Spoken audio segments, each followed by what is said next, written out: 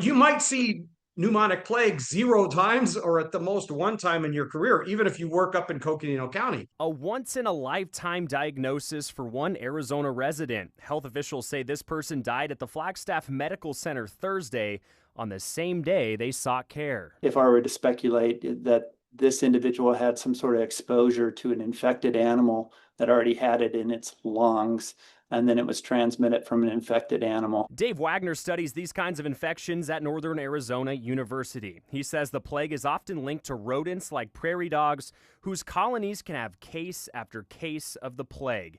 They may then pass it on to a house pet or wild animal.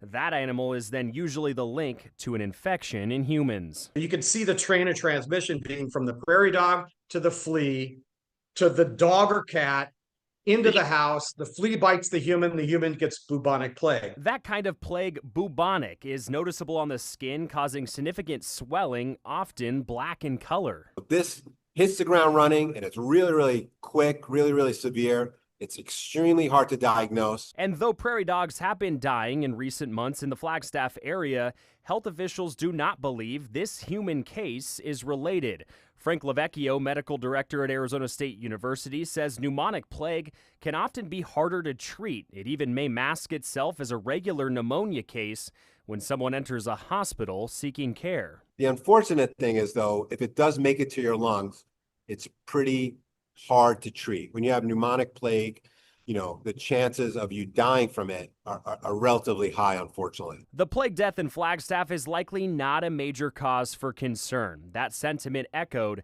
by all three experts. I always tell people worry more about putting on your seatbelt than you should worry about plague.